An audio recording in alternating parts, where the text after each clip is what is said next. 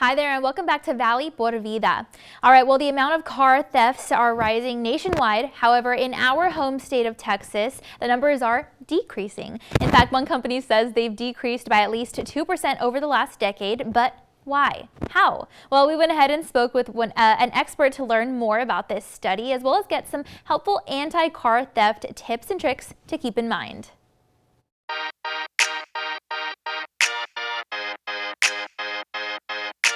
My name's Ian. I work with Safe Auto Insurance. I am in the auto physical damage department, so I have a bunch of appraisers that look at cars and determine damage.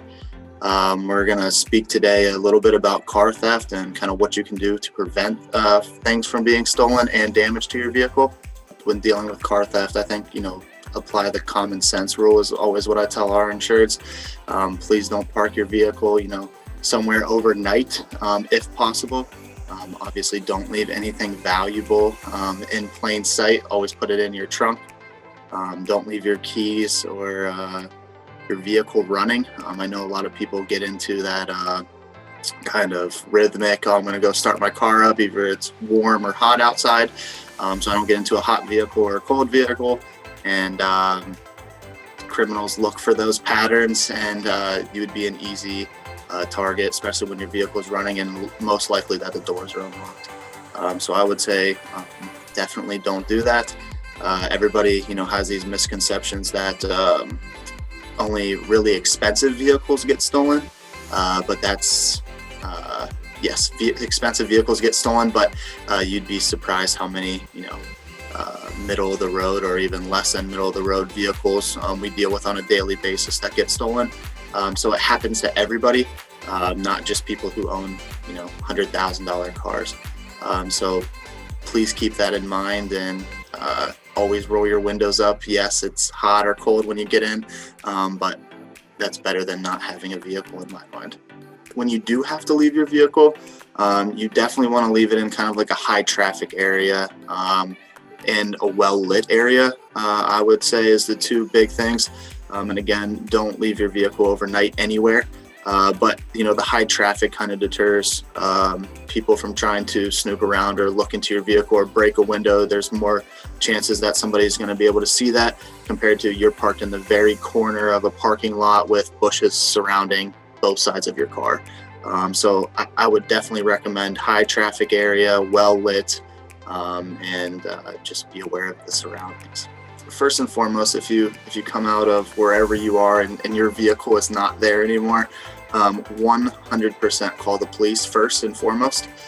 Make sure you file a stolen vehicle report. That will get all of the information and prompt the police to start looking for that vehicle.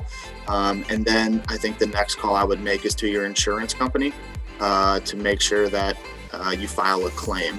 Basically say, listen, this is my year, make, and model. This is where I last saw it. This vehicle was stolen.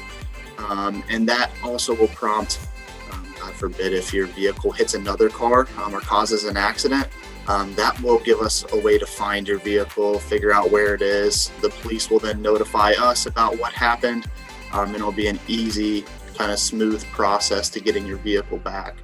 Another one of the misconceptions is we would deny liability in the accident if your vehicle was stolen and we confirm it's stolen and let's say it hit another vehicle, we wouldn't pay for that vehicle. So that's kind of twofold, right? So if you're hit by a stolen vehicle, make sure you have coverage on your car because the other insurance carrier will likely deny liability as well. So you always want to keep an active insurance policy and coverage for your vehicle.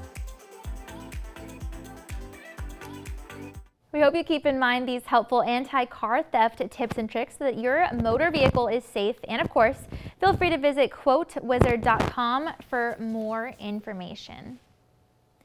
All right, well, that's all of our time for now. We want to thank you again so much for joining us this morning, and be sure to tune in again tomorrow because we'll have info on the Passionistas project that will honor entrepreneurs and humanitarians who are working to make a difference. We'll also bring you info on Food Bank RGV's Empty Bowls event coming up this September, along with a sneak peek at some of the silent auction items, plus a special music spotlight highlighting how one Valley resident is using her passion for the RGV RGV and pouring that into her singing career. Now, don't forget to follow our team on social media for exclusive behind-the-scenes sneak peeks at what we're filming for the show. And be sure to visit valleycentral.com to rewatch some of today's segments. We've got all of that and so much more next time on Valley por Vida. We'll see you then.